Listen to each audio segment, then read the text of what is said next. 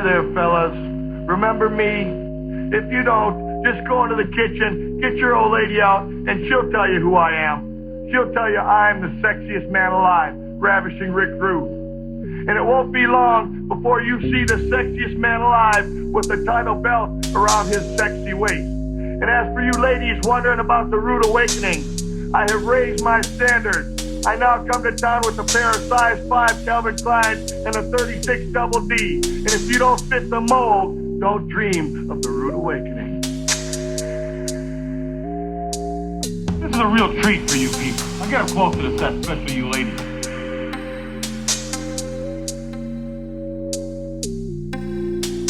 Ladies and gentlemen, look at this. Look at this. Turn up your vertical hold, your horizontal graph, whatever you have your hands on there, and get a look at this. This is World Wrestling Federation. What this is long and lean and squeaky clean. Well, 2 out of 3 isn't bad anyway, Bobby. I get a little bit dirty every now and then, but I do whatever it takes to get the job. Okay. If there's one man in the World Wrestling Federation, kind of hurts me to give him credit. Bobby the Brain Heenan. But Bobby Heenan, I must say, has got to be given the credit. He is responsible in part for the tremendous success that is being enjoyed right now by this man from Robbinsdale, Minnesota, just outside of the Twin Cities of Minneapolis and St. Paul, Ravishing Rick Rude. So much happening for you as of late in the World Wrestling Federation, Mr. Rude. That's right. But he's not nearly the man as Ravishing Rick Rude. And there is no man in the WWF who can compare with my ravishing body.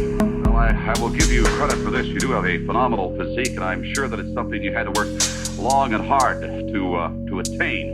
But you know, professional wrestling is more than having a great body. Mr. Wood, I don't think I have to point that out to you.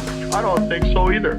Because the fact of the matter is, I meet all comers. I fight anybody.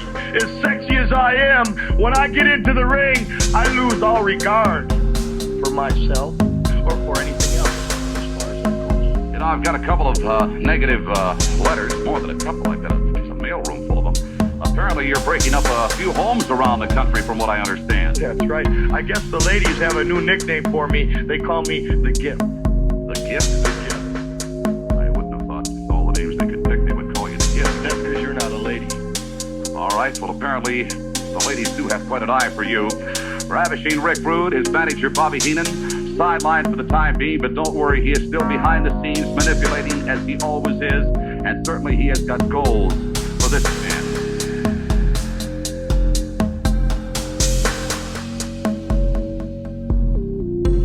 Just at this moment, Ravishing Rick Rude with his manager, Bobby the Brain Heenan, has quite honestly belittled your chances against him. In fact, he had some very, very damaging statements to make. Perhaps you'd like to respond to them, Bobby. Well, talk is cheap. I don't like anybody with a big mouth, let alone someone with a skirt dictating to us what they're going to do. You're in for the biggest beating of your life. Something somebody should have done to you years ago. And I guarantee you in a few short minutes, it's going to happen, pal.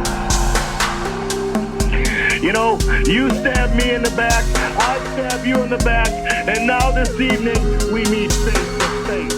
A man with a chip on his shoulder, and who can blame him? I made a fool out of the man at the Brother Love show. You saw it, didn't you? I did indeed, and that's exactly what you did. And so now New York City seems like the land of opportunity. But what you don't realize is when you take a bite out of the Big Apple, you're going to find at the core a great big worm. That's me. I'm the worm at the very core of the Big Apple. And you better believe that one bad apple is going to spoil the whole bunch. I'll see you in a short. Rude, that was a tremendous tussle you had there. Perhaps you can talk about it. Talk about it. You saw what happened. I can't even classify the man. He is an animal. I found out something about you tonight. You are an animal. But all you did was add fuel to my fire. We haven't even scratched the surface. I'll be back for you. And next time will be the last time. That is one angry man, Heenan, but you had a multiple role there.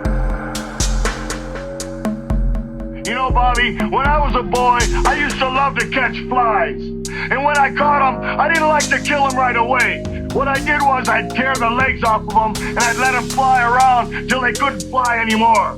Then when they dropped to the ground, I'd rip a wing off and I'd watch them quiver and hurt and pain. And then I'd whip another wing off and I'd just watch them quiver. And then I watched, and when I got sick of watching them, Bobby, I squashed them. The end might not come real quick, but the end is gonna come.